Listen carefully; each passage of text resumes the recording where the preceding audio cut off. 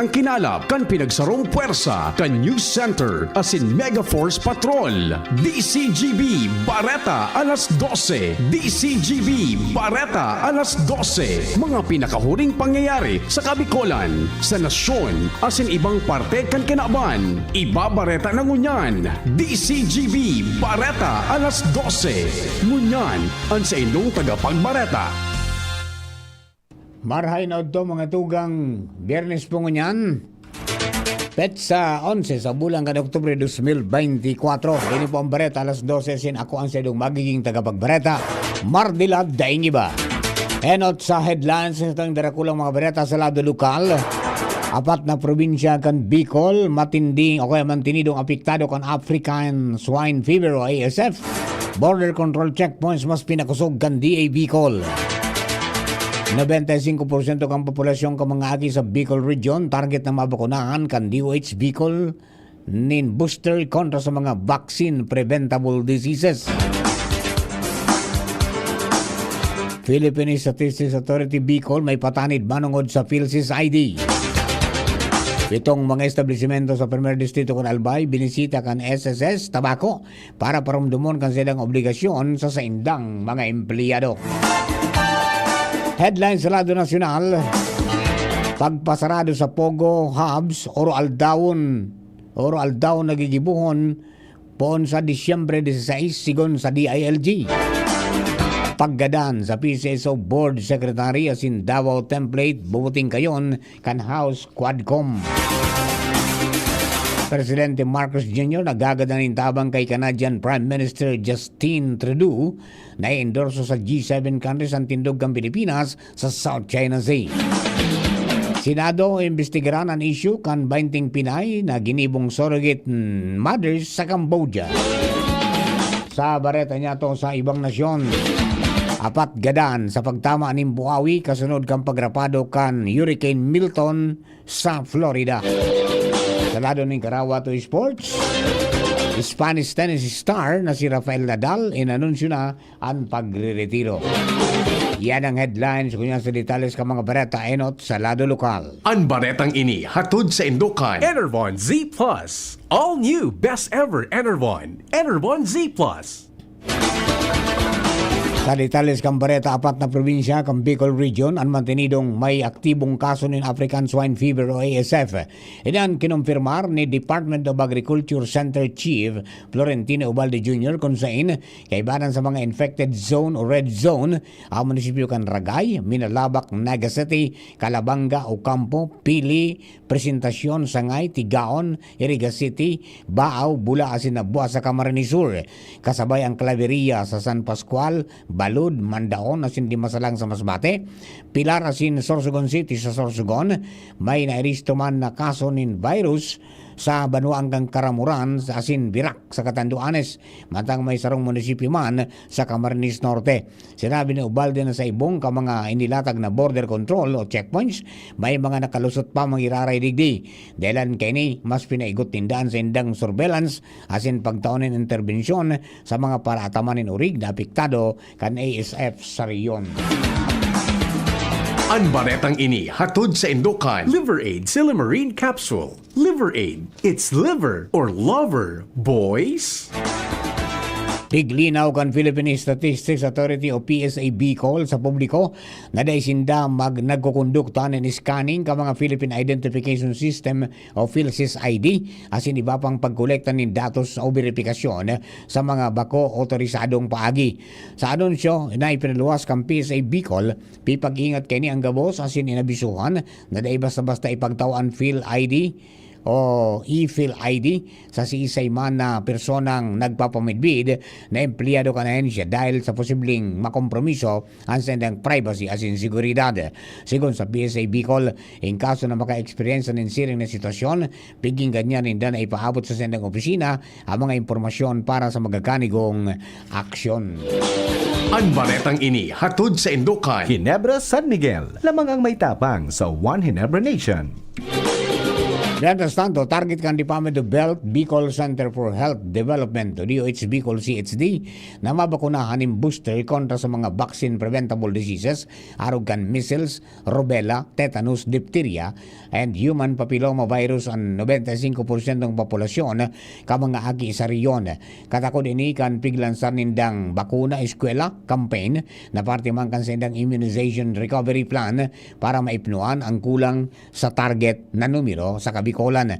Sigon sa DOH Bicol CHD, ang mga grade 1 asin grade 7 na estudyante ay matatawanin measles, rubella asin tetanus diphtheria booster vaccine, mantang ang mga grade 4 na babaeng estudyante tatawanin papilloma virus vaccines bilang proteksyon sa cervical cancer and human papilloma virus.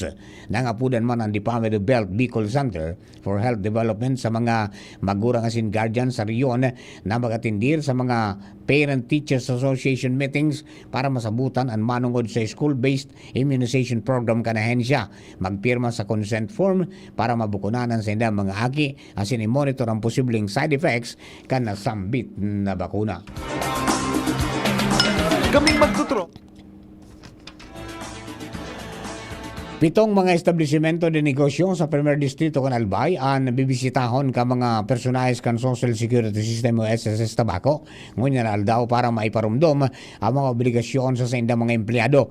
Sigung kay SSS Tabaco Branch Head Susana Malubag, ini parte kan sa indang Run Against Contribution Evaders o RACE na may katuyuhan na tawanin notisya ang mga delinquent employers na kaipuan nindang iparehistro ang sa indang empleyado asin magbayad ng bulanan na kontribusyon para masiguro man na maka-avail ni mga benepisyo. Sinabi ni Malubag na in kaso magpalyar ang mga ini na magbayad, itataong kwenta sa sainda o ikatataong kwenta na ninda sa indang legal department ang pagsangat ng kaso kontra digdi. Dugang pa kan opisyal na po kan implementar ninda ang race kan nakalis na 2 taon, naging magayon ang kasimbagan ka mga employers na sa indang nabibisita asin nagkukumpliman ini sa indang obligasyon. Sa dagdag pang baretang lokal, apresyadong marhay ni Police Ambassador to the Philippines, Jaroslav Shepankiewicz, ang mga lakdang na pigigibukan lokal na gobyerno kang Kamaligalbay para mapreserbar ang heritage, kultura asin istorya sa munisipyo. Ina naging payag ni si Pankiewicz kasabay ka naging aktibidad kasapon kan sa ain tinawanin rekognisyon kan LGU Kamalig si Father Cancius J. Kobak bilang signifikanting persona dahil sa kontribusyon kay ni sa istorya kang Banwaan. Sinabi ni si Pankiewicz na buhay ang kultura sa Kamalig kung kaya pigrekomendar niya kay Alkalde Kaloy Baldo na magpakonstruir ng sarong museum na pagsasarayang kamang artifact sa munisipyo kay bana na anak alot ni Father Kobak na kalansay, ngipon ng tawo, mga jazz asin iba pa sa Uyup-Uyupan Cave na nagkapatunay na nagkaiguan na ning komunidad bago pa man nag-abot ang mga Kastila sa nasyon. Kasabay kay ini nagpromiso man ang opisyal nin suporta sa LGU Kamalig para sa mga lakdang kay ini na gigibuhon manungod sa pagpromotir asin pagpreserbar sa istorya kan munisipyo para sa masunod na henerasyon. Naging mataryumpo ang ginibong Stakeholders Forum kan DNR Mines and Geosciences Bureau Bicol sa Jose Panganiban, Camarines Norte kanakalis na simana.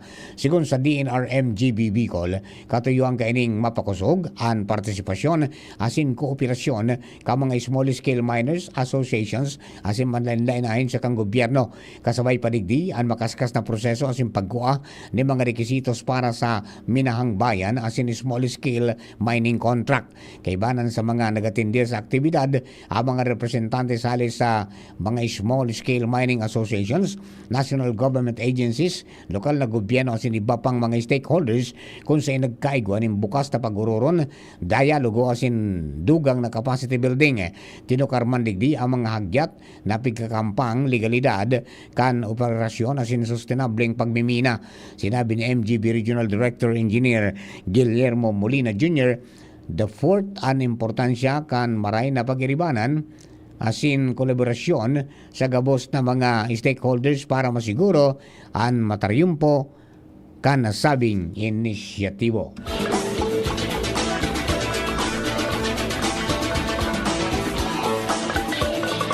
Sa iba pang baretang lokal, sobra sa 4.6 milyon pesos na kantidad ng gamit pangkabuhayan na nitaok ang Department of Labor and Employment Bicol sa 146 na mga magurang ka mga child laborer sa munisipyo kang Pio Duran, Albay, kada kaaging aldaw. Sigung kay Dole Bicol Regional Director Imelda Gatinao, kaibanan sa mga naitauninda ang mga gamit para sa baking, pagtatahi, food and fish vending, glass and aluminum installation, hair cutting and hairdressing, nail care services as in welding. Sinabi ni Gatinao na ang katuyan kaining masistiran ang sa indang pamumuhay para man maitaw ang pangangaipukan sa indang aki, lalo na sa mga access kan edukasyon.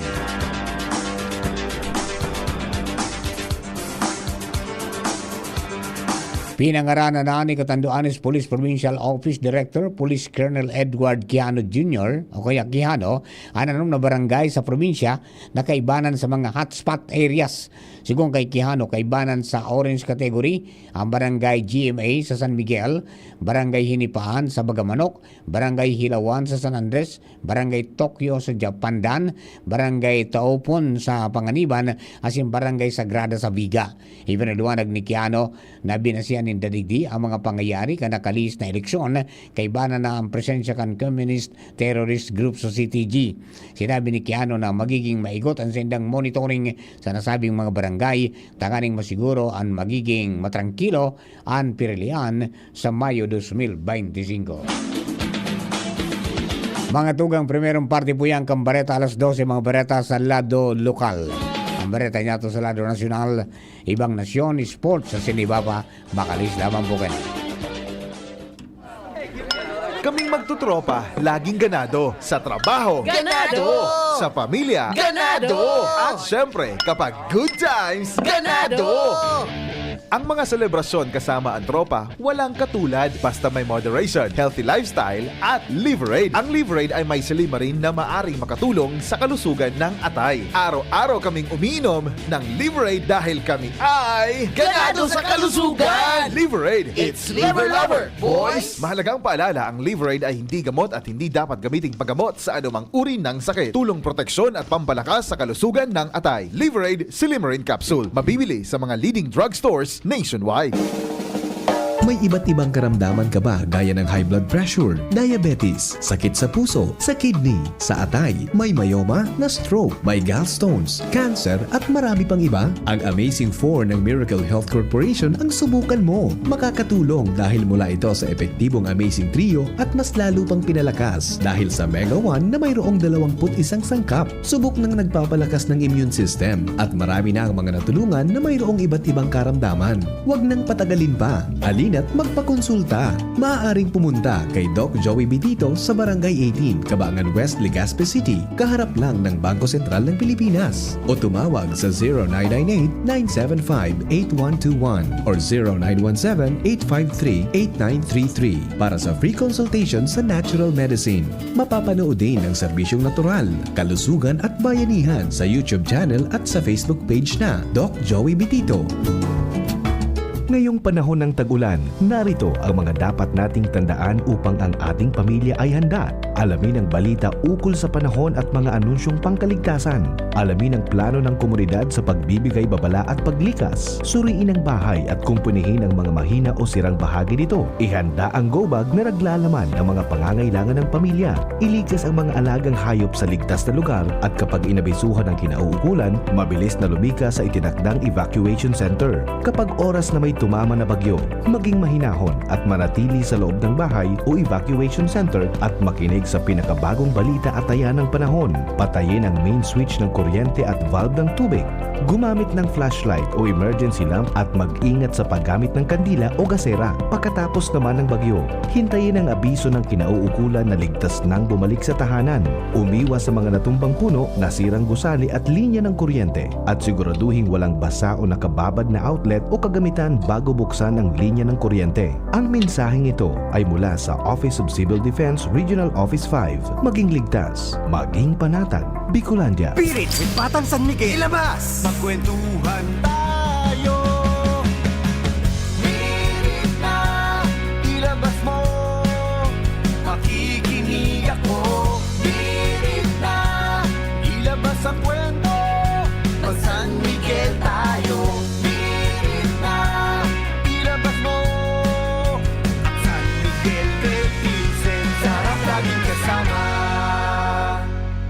drink responsibly. Takot sa multo o sa jowa, ilabas! Mag-beer call ka na with San Miguel Pale Pilsen. Drink responsibly. Ubo, plemang nakabara, hirap sa paghinga. Dapat may dalang ginhawa. Kaya lagi kong bitbit, Plemex Forte Capsule. Ang Plemex Forte Capsule ay gawa sa halamang lagundi. Ginhawa sa ubo at hika. Magaan dalhin, madaling inumin. Plemex Forte Capsule. Basta lagundi, Plemex. Vitex Lagundo L is the generic name of Plemex Forte. If symptoms persist, consult your doctor. Tanggal ang plema, tigil ang ubo. Maluwag ang paghinga sa Plemex Forte. Basta lagundi, Plemex. Ang Plemex Forte Lagundi Capsule ay mabibili sa pangunahing butika o drugstore na malapit sa inyo. Inihahatod sa inyo kang Department of Environment and Natural Resources, Regional Office No. 5, ang programang Kapalibutan Ta at Tamanon Ta. Kapalibutan Ta at Tamanon Ta. Programang magtataunin informasyon asin kaaraman, manungod sa satuyang kapalibutan, asin sa mandato kang Department of Environment and Natural Resources. Sa tunghinanyugon, kada Huwebes alas 11 sagkod alas 12 nin pagkaudto, Kapalibutan Ta at Tamanon Ta. Hatod sa Indo kang DENR Regional Office 5 asin kan istasyon na ini.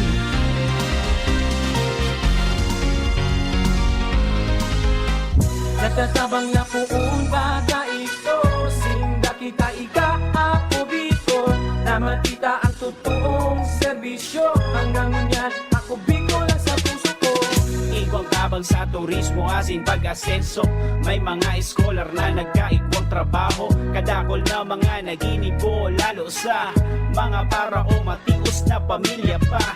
Senior citizen asin ka-hobenesan yan ang AKP Ako Bicol. Ako Bicol Party List. Katabang na, kasurug pa. Ang Albay Electric Cooperative Incorporated or ALECO nagaako na din mga aplikasyon para sa Lifeline Subsidy. Ang mga kwalipikado digdi iyo ang mga Pantawid Pamilyang Pilipino Program or 4-piece beneficiaries asin itong mga marginalized consumers. Para sa mga miyembros kan 4-piece, kaipuhan sa aplikasyonan sa inong 4-piece ID asin latest bill. Para sa non-4-piece o itong mga marginalized consumers, ang mga requirements iyo ang mga minasunod. Certification halay sa Social Welfare and Development Office sa saindong syudad o munisipyo na nagpapatunay na ang aplikante sa rong low-income earner base sa latest poverty threshold na ipigmok na kan Philippine Statistics Authority government-issued ID as in latest bill. Pagirumdom na ang diskwentong ini otomatikong ia-apply sa monthly consumption kan mga kwalipikadong aplikante na day mahalangkaw sa 25 kilowatt hours. Ipasa ang mga nasabing requirements kasabayan ng accomplished application form sa ALECO Service and Collection Office sa indong lugar.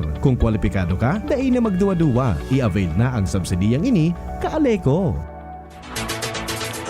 Sa detalles kang bareta niya to sa Lado Nacional, uuro aldawon ang pagpapasarado sa Pogo Hubs pon sa Disyembre 16. Ini ang makusog ng payag ni Department of the Interior and Local Government o DILG Secretary John Vic Remulla may kinaraman sa pagkansilar sa operasyon kang Pogo base man sa mandato ni Presidente Ferdinand Marcos Jr. Sigong kay Remulla, bilog na pwersa kan otoridad ang malapag asin masagupa sa Pogo Hubs na magpapadagos ang operasyon sa masunod na taon.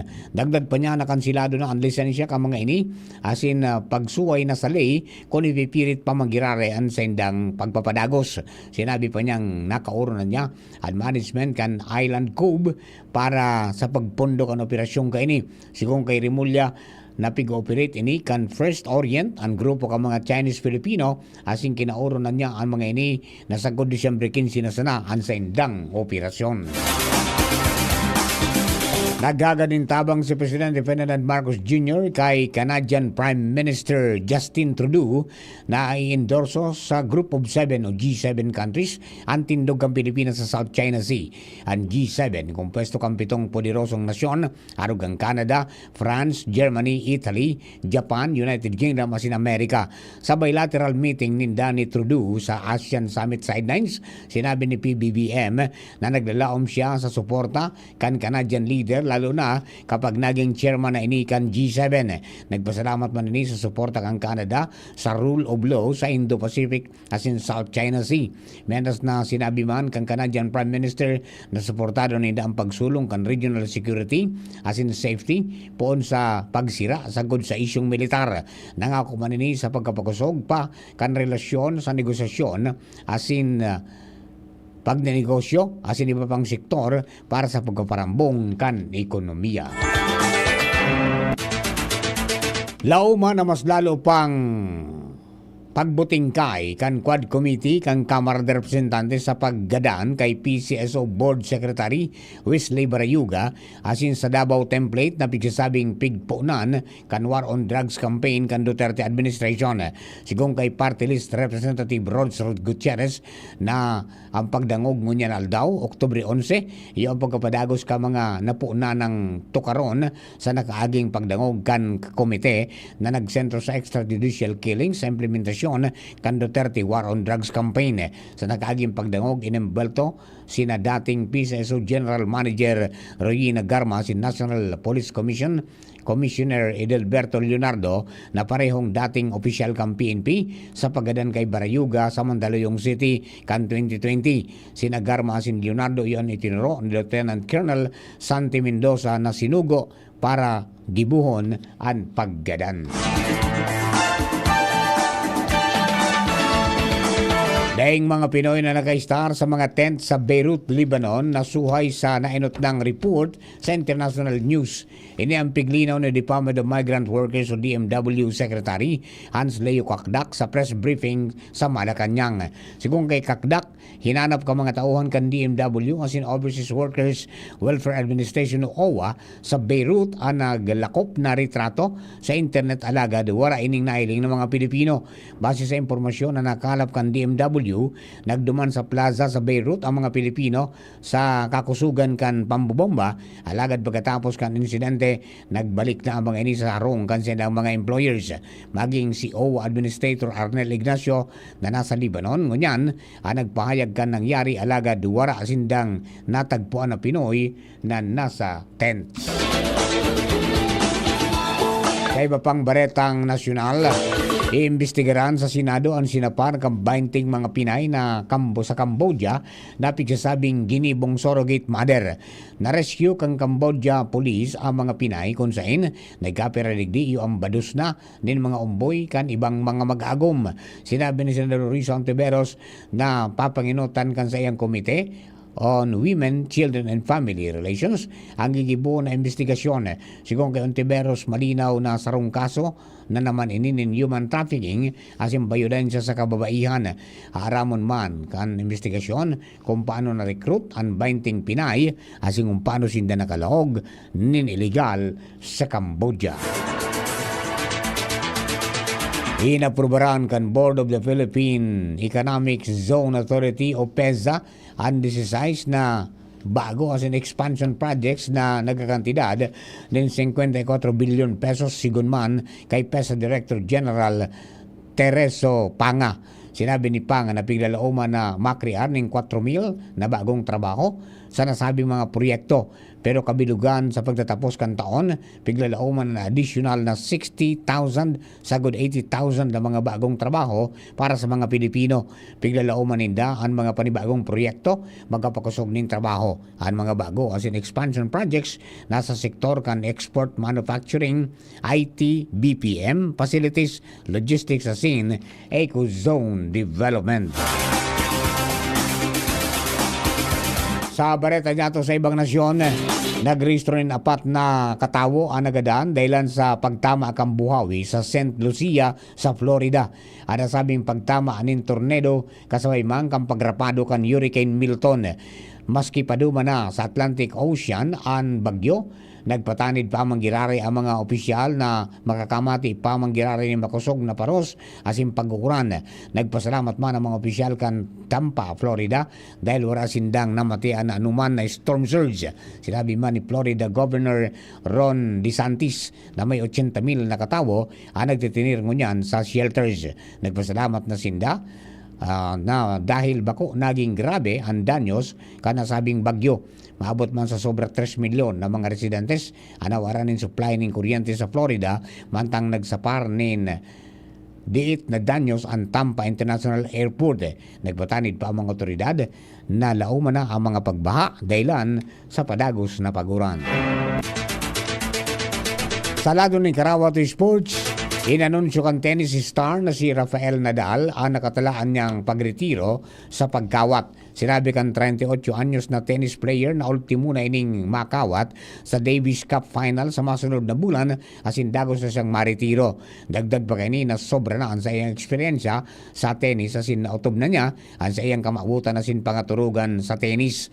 Nagkapira sa mga nailing na rason kan Spanish tennis star iyo ang pagkakaigwa niya nin mga injury na nagiging dahilan man kan sa iyang day pagkawat sa ibang torneo. Breakthrough! Sa satuyang bareta sa sensya sin teknolohiya, D3 Dapper Bifold Wallet ang imbensyon kan Dango Products na pikakonsiderar na saro sa mga pangangaipo kan kada persona para na makabasan sa indang pitaka. Ang imbensyon na ini sa Estados Unidos ang gibo sa aluminum, water resistant asin genuine leather na kayang bugtakanin 14 cards asin cast na day basta-basta na habas dahil sa special safety feature na yaon digdi na day basta-basta na bubuksan kung bako ikaantag sa diri kan wallet. Nagagamit din ng fingerprint asin face detector kung saan maski an sa imong agum day makakakuaning kwarta. Ang wallet na ini, yung pwedeng mabakal sa kantidad na $59. Istoryang naiiba! Sa satuyang espesyal na istorya, sarong lalaki sa Canada ang nakapag-rehistro nin world record matapos kaining makaskas na mahigop ang gabos na laog kan sarong doy pack kan orange juice gamit ang paper straw. Kinumpirmar kan record-keeping organization na Guinness World Records na ni speed eater na si Mike Jack ang pinakabagong record holder kan titulong fastest time to drink a Capri Sun o paper straw. Ini matapos na maubos ang sarong Capri Sun juice sa laog nin 21.71 seconds gamit ang sarong paper straw. Sigon sa Guinness, bako pasil na ma-achieve ang world record na ini. Kung ikukumparar ni sa titulong fastest time to drink a Capri Sun on a regular straw, bihira ang mga challenger na mabalo na kumasa sa agyat na madaog ang paper straw category. Pero sa titulong ini, pugol man ni Jack ang mga titulong fastest time to eat 50 Carolina Reaper chili peppers, 60 minutes, 6 to 49.62 seconds, the fastest time to eat 100 Carolina Reaper chili peppers na 36 minutos, 38.81 segundos. Flashback! Oktubre 11 kan taon 1892 o 1892 kanamundag sa San Roque, Cavite si Joaquin Pardo de Tavera, sarong reformista, abogado asin kaibanan sa revolusyon kontra sa pananakop kan mga Kastila. Si de Tavera ang nag-organisar kan Komite de Reformadores na nasa likod ka mga reforma sa pananakop kan Pilipinas. Si de Tavera asin ang ibang miyembro kan Komite de Reformadores ang nadakop sa Marianas kasabay kan paggarote sa tulong padi na sinda Padre Mariano Gomez, Jose Burgos asin Jacinto Zamora. Si de Tavera natawanin royal pardon makalisan 2 taon na pagkakakulong asin nagbiyahe pasiring sa Paris, France kay bana na sa iyang agom. Si de Tavera dahil na nungka nagbalik sa Pilipinas asin dumana sa Paris nagadan sa edad na 54 anyos.